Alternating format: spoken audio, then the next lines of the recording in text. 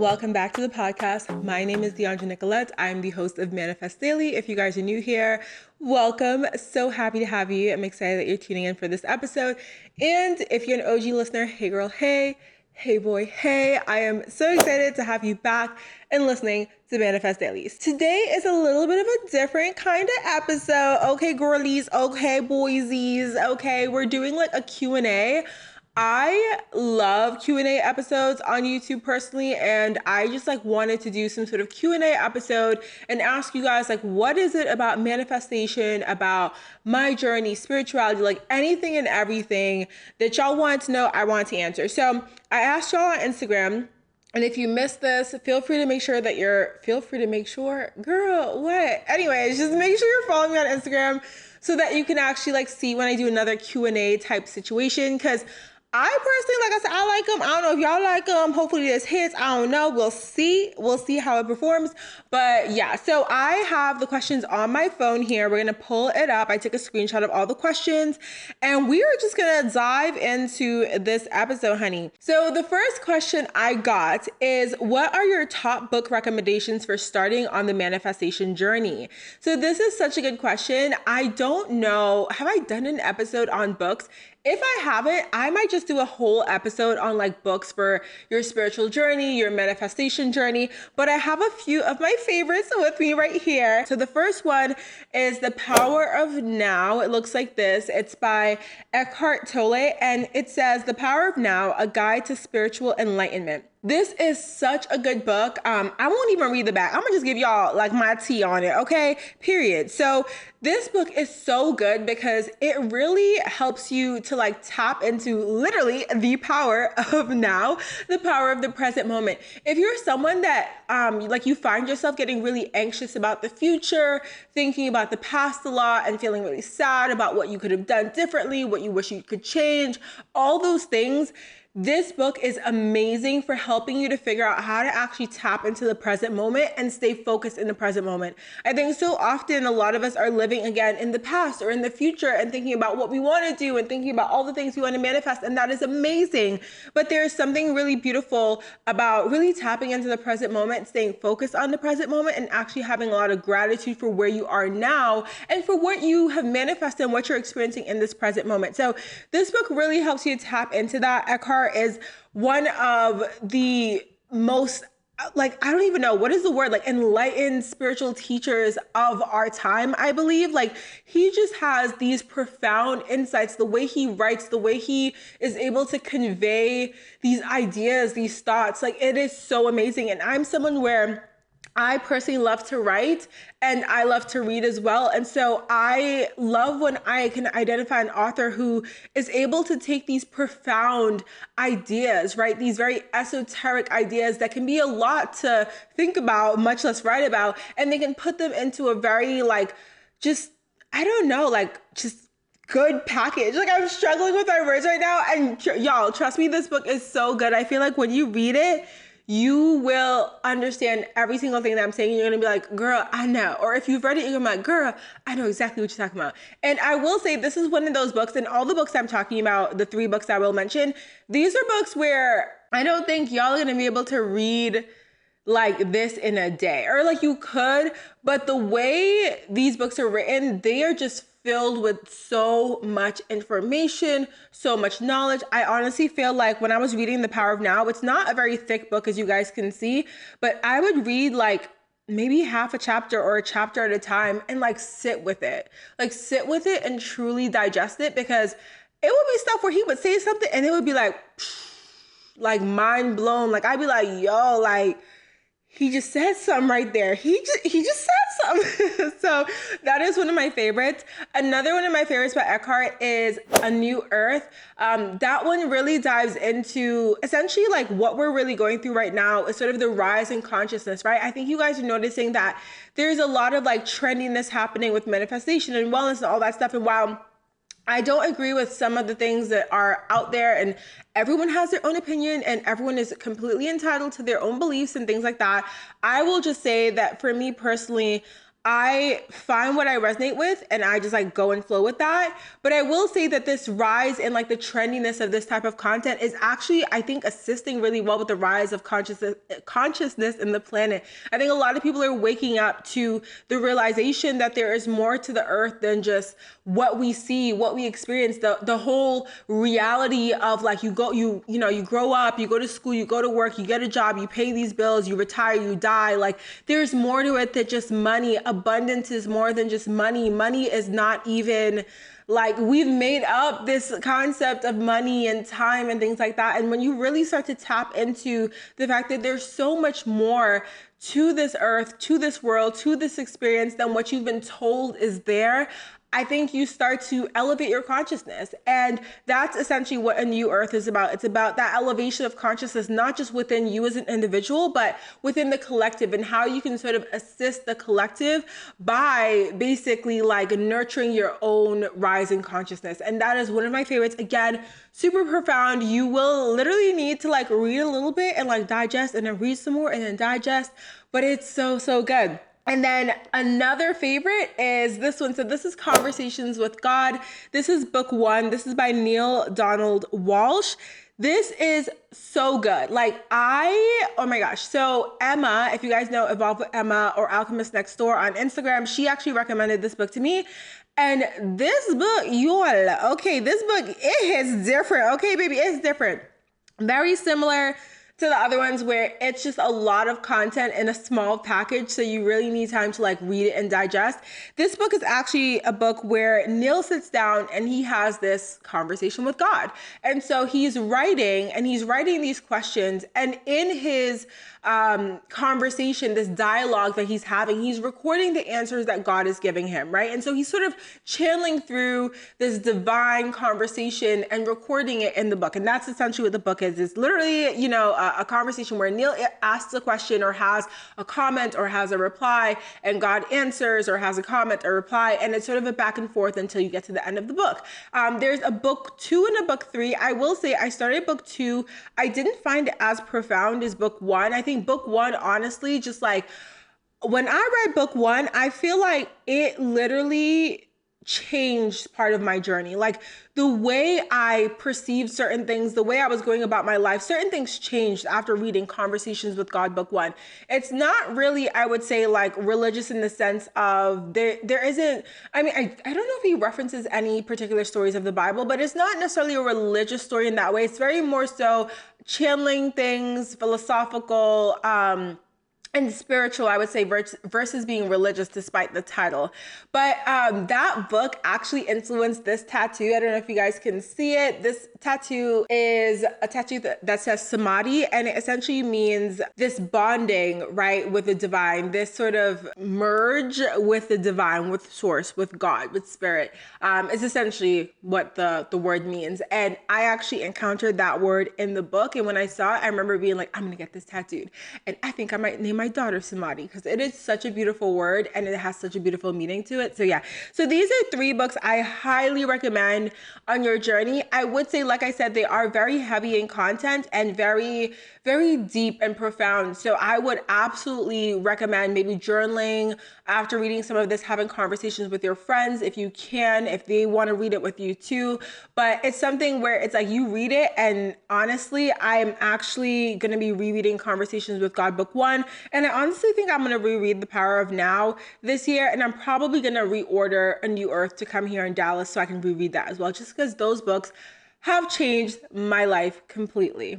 So hopefully that answers your question. The next question is, what would be the one thing that helped you the most to gain control of your life path?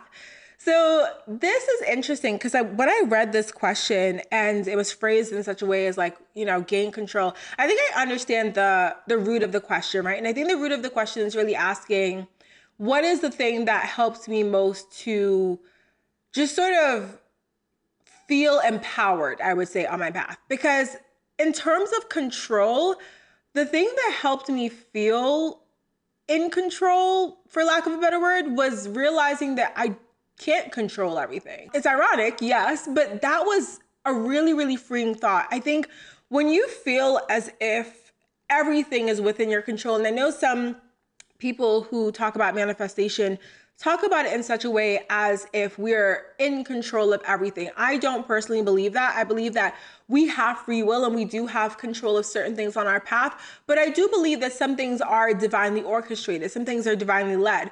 For example, when we talk about divine time, right? If we talk about manifesting a certain thing, if you had complete power, right? You could have that thing right now, right away.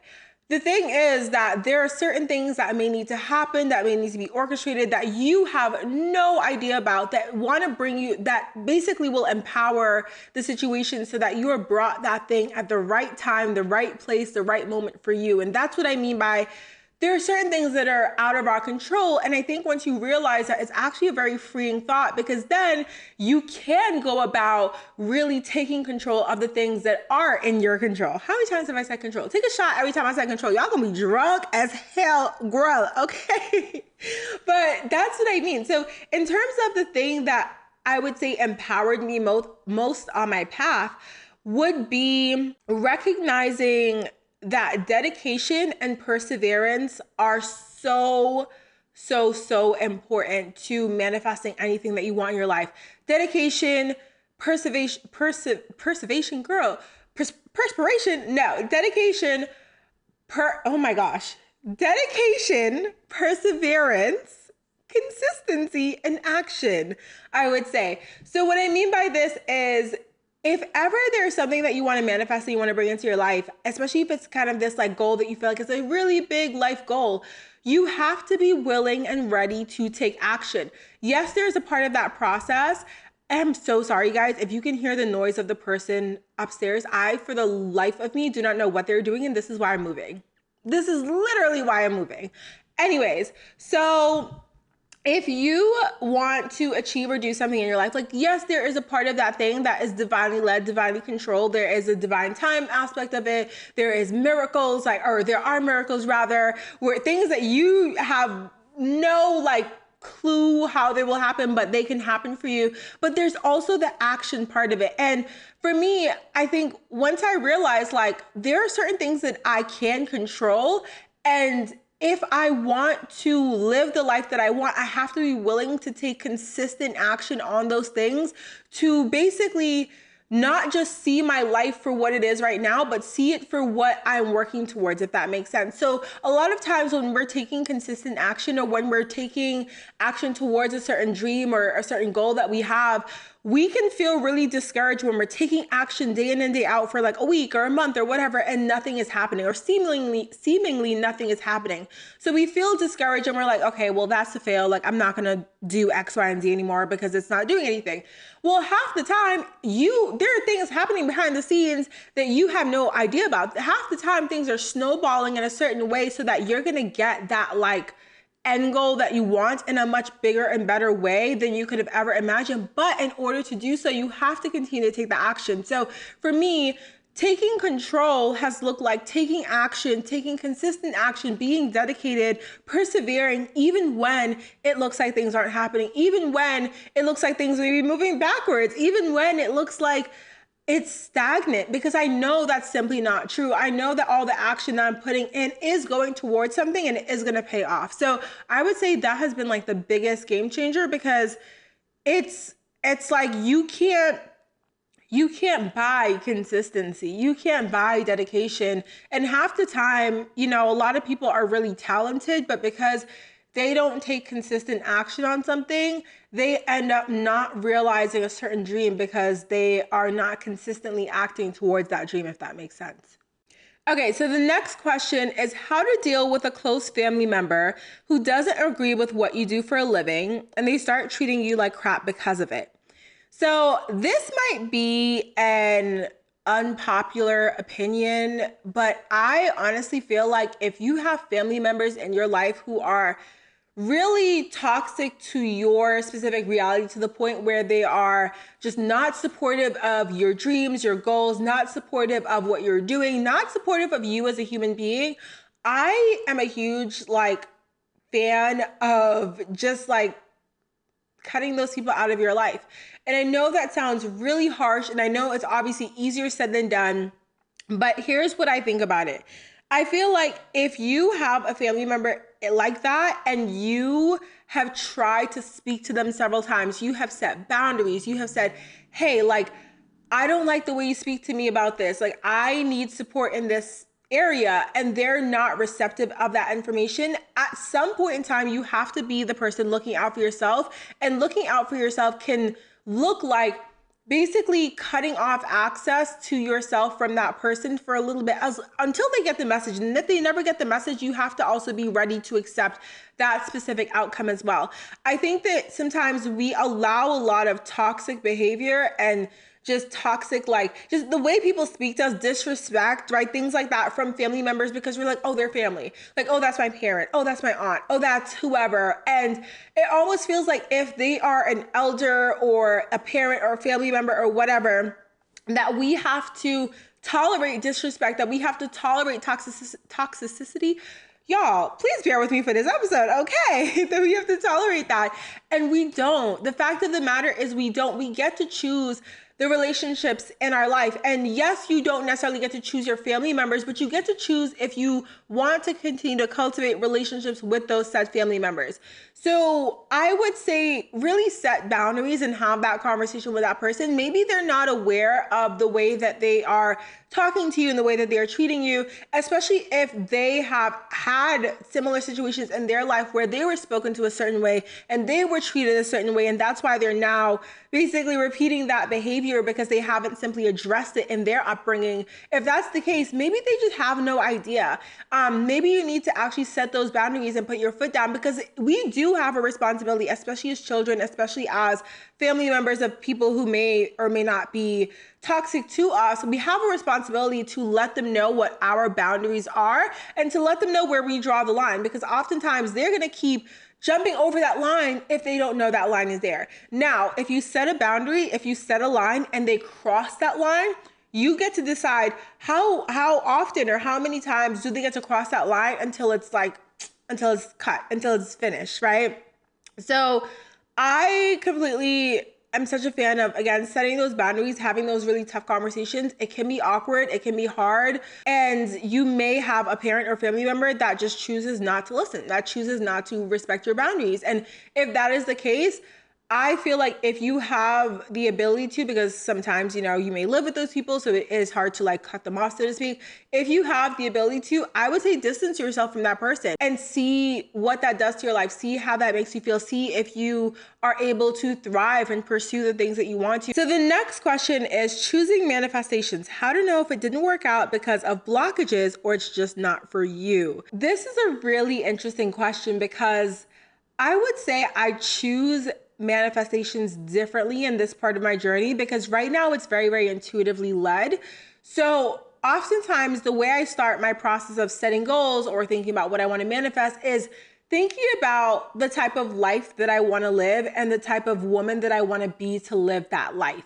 And I don't always have a very clear picture, right? I don't always have like a very clear picture of like exactly where I'm going to be, exactly what my house will look like, exactly what my reality will look like.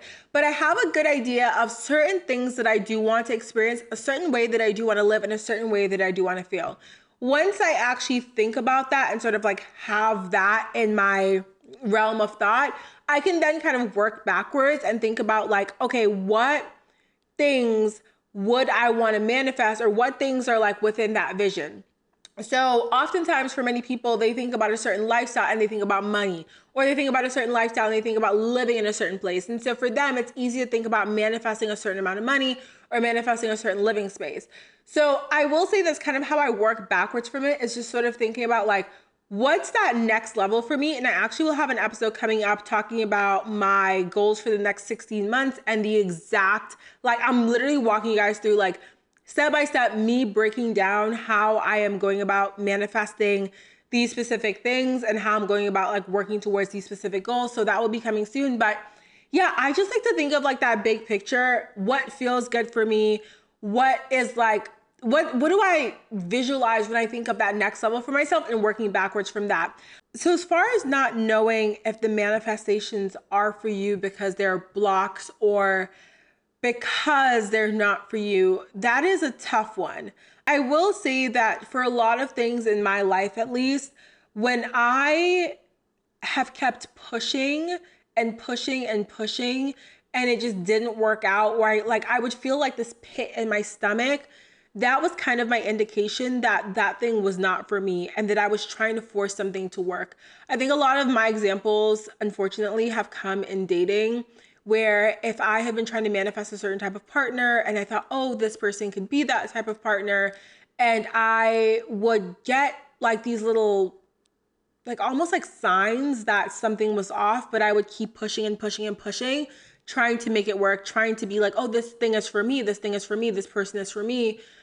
I would keep encountering like pushbacks, and I would keep encountering situations where I would literally feel like this pit in my stomach, like this pit in my stomach that was telling me this, there's something off here, there's something wrong about the situation, even though a lot of times I didn't want to listen to it, right? So that for me is my personal indication when I'm pushing and something isn't for me. There's another side to that coin though, where, for example, in my content creation journey, there have been times where I have been super, super committed, dedicated, consistent with my podcast, and it's felt like it hasn't been growing. And in those moments, I thought maybe I am pushing, right? Maybe I am pushing, even though intuitively I didn't feel like I was pushing. Intuitively, I felt like I was just taking action, taking inspired action. And I would have thoughts about quitting the podcast, and I would get a message from someone, or I would get a sign or something that would say, keep going, like keep going.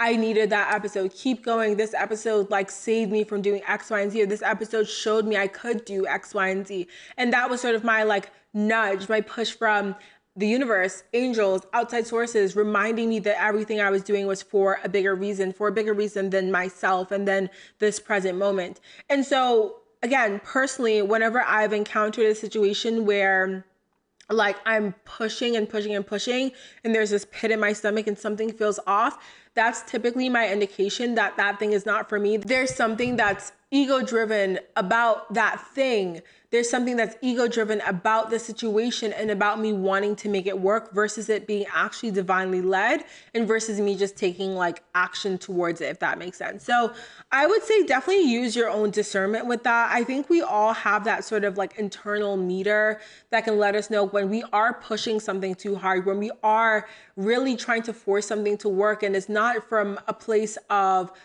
like divine guidance or intuitive nudges. It's from a place of ego, and it's from a place of wanting to make something work because we're trying to achieve a certain accolade that we think is going to make our life better.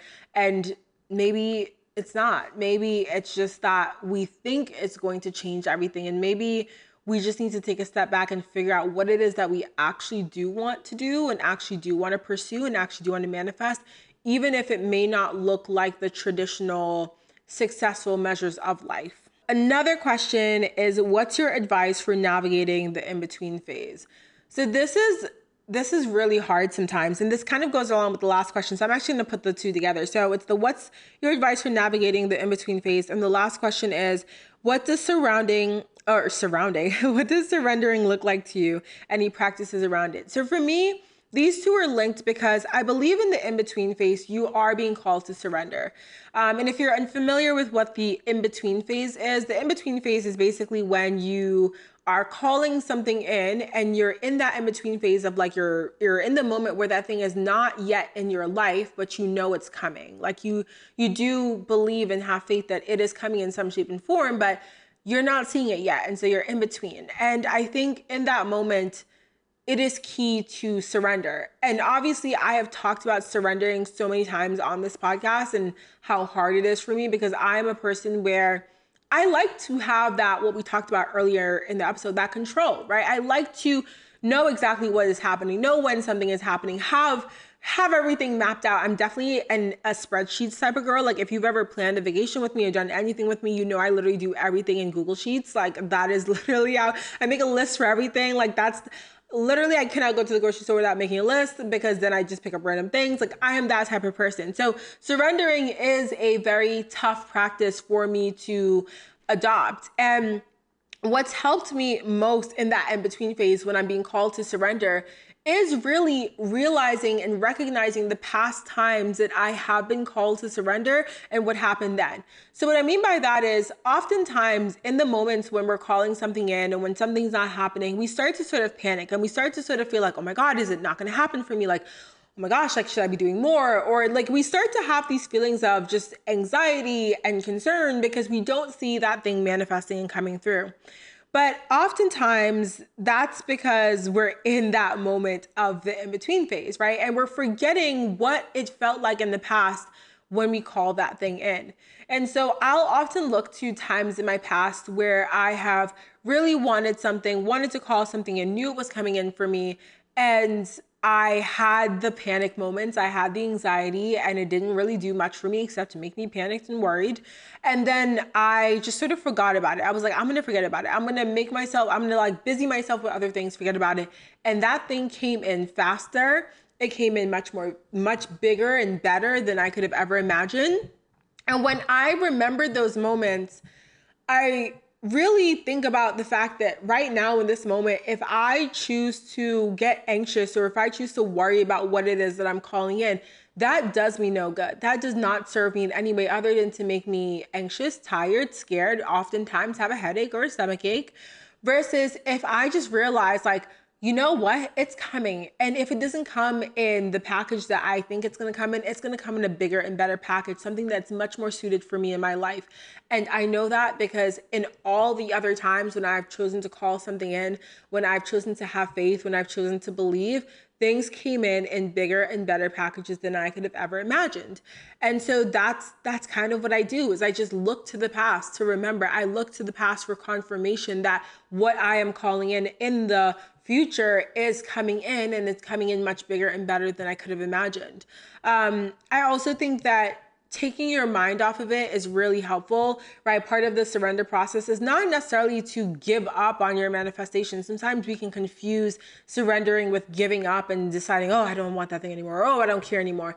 And yeah, sometimes that energy of giving up is the energy of forgetting about it. And it can oftentimes help you to call that thing in.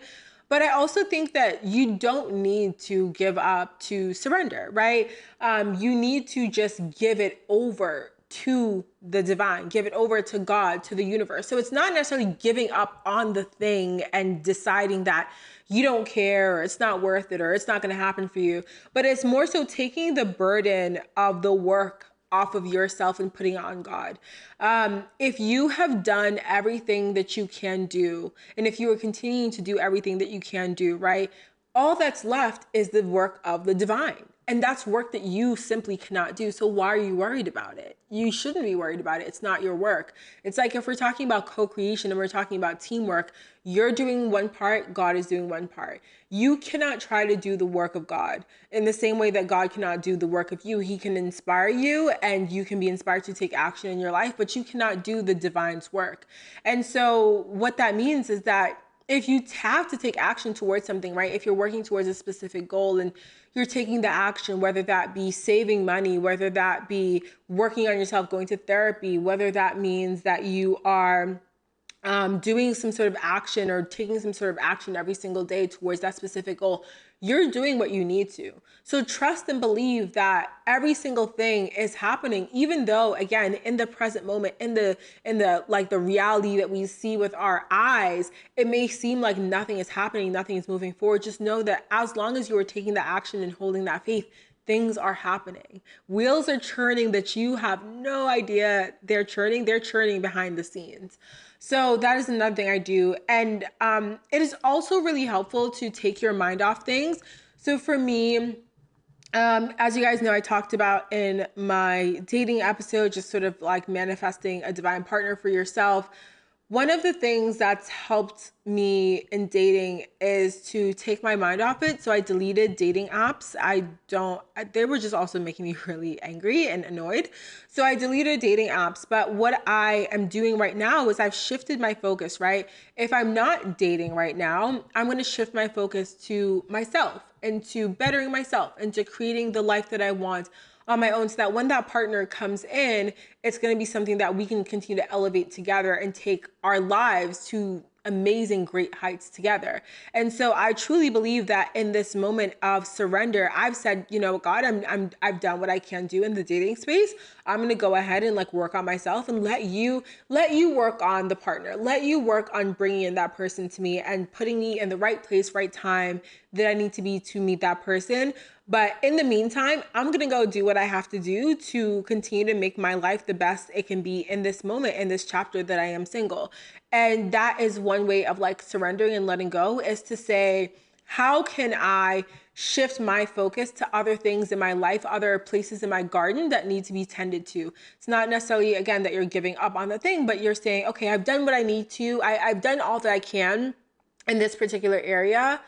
Now I'm going to go and tend to something else that needs my attention, right? And if you haven't done all that you can in any particular area, feel free to do what you can in that area of whatever it is that you're calling in. But then once that's done, give it over to God, give it over to the universe, and go tend to something else in your garden. There are other things that you need to do, other ways that you can continue to elevate your life. And it doesn't necessarily mean that you need to be so hyper focused on one specific area all the time, because then what happens? All the other places in your garden, all the other flowers, all the other grass is going to die as you are so hyper focused on growing this one area. That is my advice for that. And those are all of the questions. So I truly enjoyed this episode. I enjoyed answering you guys' questions. I enjoyed chatting with you guys for this Q&A. Let me know if you guys have any other questions, or if you actually really like this episode, I will do like another Q&A and answer some more questions. And definitely, like, again, they can be manifestation related. They can be about me. They can be about the move. They can be about honestly anything. Like, I'm so open and ready to answer all the questions and just like help you guys along on your journey. But thank you so much for listening to this episode, for subscribing to the podcast on YouTube, on Apple, on Spotify, wherever you're listening to this, and for following along on my journey. I truly appreciate you guys, and I will chat with you in the very next episode. Bye, my loves.